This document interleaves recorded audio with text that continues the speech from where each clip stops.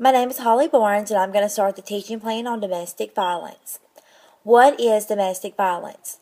According to the National Domestic Violence Hotline, domestic violence is any pattern of behavior in any relationship that is used to gain or maintain power and control over an intimate partner.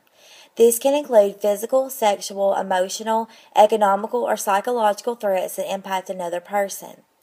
This includes actions that are meant to frighten, intimidate, terrorize, manipulate, hurt, humiliate, blame, injure, or wound someone. Any person in an intimate relationship can be the victim of domestic violence. Men can be victims also. However, women are more likely to be victims of domestic violence. There are around 4 million women each year who are victims of violence. On average, of 3 women every day is murdered by their abuser. Every 15 seconds, a woman is battered by her partner, and 30% of women who experience abuse are pregnant the first time they are abused. Females who are victims of domestic violence are more likely to become pregnant or attempt suicide.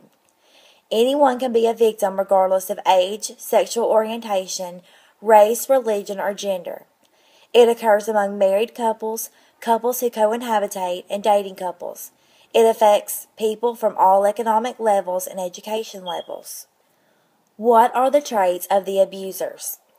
Abusers come from all backgrounds, economic, and educational levels.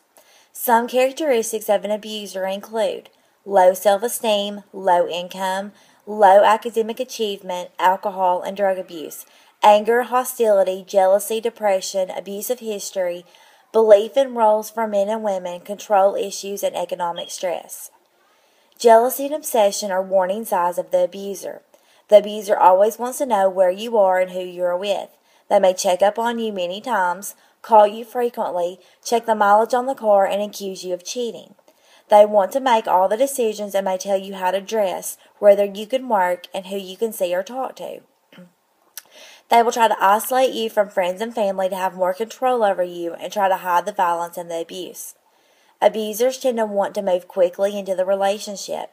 They become possessive and obsess over the relationship. Many times, they will blame the victim or others for their abuse and anger. These should all be red flags that you're likely in an abusive relationship. Why do women stay? It is difficult for healthcare providers and individuals who have never been in an abusive relationship to understand why the victims would stay with their abuser. There are many reasons, including fear of being harmed or murdered, love for their abuser, fear of losing their children, threats of suicide from the abuser, religious or cultural beliefs, low self-esteem, finances, or they may actually blame themselves for the abuse. The victims want to believe that the abuser will change. The abuse goes in cycles of abuse, love, hope, and fear. The fear is usually from threats the abuser will kill them, kill their family or friends, or take their children away from them. Also, the abuser typically controls the finances, which makes it difficult for the victim to have money to escape. Many women will leave many times before they finally leave for good. Hi, my name is Kim, and as part of the Domestic Violence Teaching Project, I am here to discuss some things that you can do to keep yourself and your family members safe if you decide to stay with your abuser. First off, you need to be able to recognize the signs when there's a potential that a violent episode may occur. You need to plan ahead, have a designated safe place that you're able to go to in a hurry. Have an escape route planned out. Identify the path that you're going to take, such as what door you're going to exit. Is there a window you may need to exit through? Is that window usually locked? Can you raise the window easily? Are there elevators you may need to get into? Are there stairways you may need to go down? You need to physically practice walking through this escape route several times and identify any necessary changes that you may need to make. The goal is to be able to make your escape as quickly and safely as possible. You need to have a bag of important items that you feel that you will need after you leave. It should be items for you and your family, such as clothing, any medications that you need. You need to have these items stored at a family or friend's house that you feel safe with. You need to have a signal with one of your neighbors so that they will know, if they see the signal, that you need help and for them to call 911 or call the police. It can be anything such as leaving the front porch light on, opening a window blind, anything that you need to identify that you need help. You also need to have a code word that you can use with your family, your friends, your children, Be consistent and have the same code word for everyone, so that if they call and they know that you're not actually able to talk, you can use this code word, and that is a clue for them to get you help. And during an escalation, it is really important that you stay away from the rooms in your house that have items that can be used as weapons, such as a gun, knife, anything else that could be dangerous. Stay away from those rooms. If you're able to, call 911 yourself. Everyone needs to remember, you do not deserve to be hurt, you do not deserve to be threatened, and you do not deserve to live in fear. The most dangerous time in an abusive relationship is the period when you leave the abuser. They feel like they are losing control.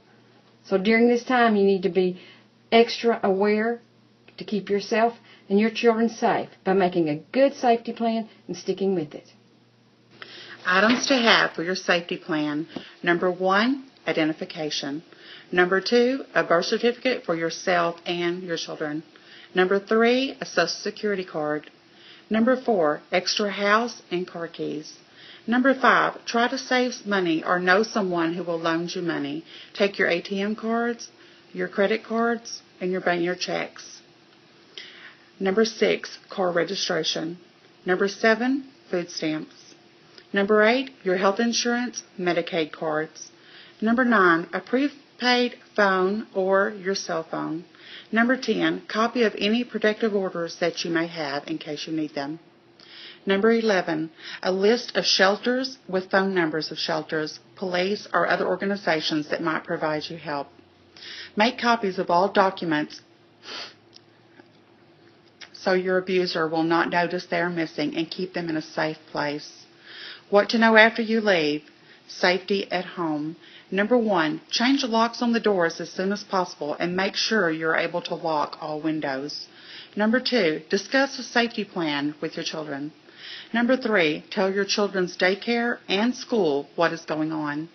Number 4, notify your neighbors of the situation so they will know to call the police if they see anything unusual going around your house, and give them a picture.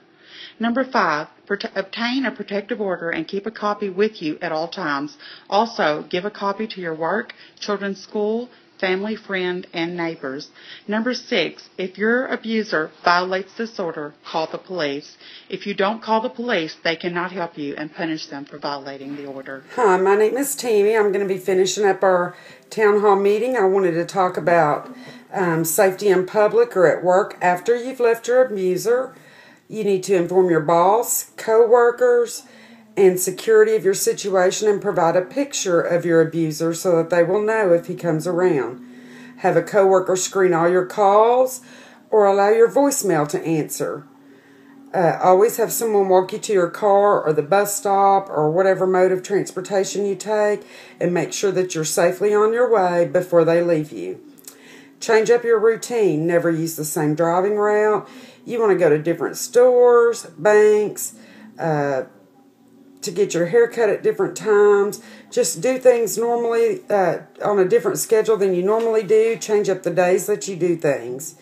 You want to make a safety checklist to ensure that you have everything you'll need. We will have one available for you after this presentation that you can use.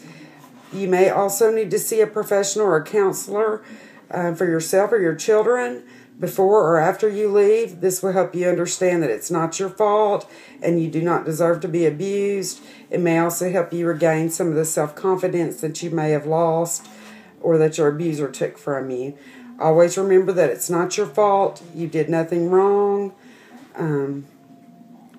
Also, you want to make sure you have a list of helpful phone numbers. You need to have the police number, 911 or your local police department, the sheriff's number, the prosecuting attorney, your attorney if you have one. Make sure you have a list of shelters, as many as you can in your area, so that you can turn to those if you need to stay at a shelter. And then the domestic violence hotline. Remember that once you leave, this is the most aggressive time for your abuser. He feels like he's losing control, and he may become more aggressive at that time. The point of it is to keep yourself safe and your children safe and out of harm's way. We will have a brief question and answers session if you have any questions you need to ask, and we will hand out the safety checklist to everyone that needs it. Thank you.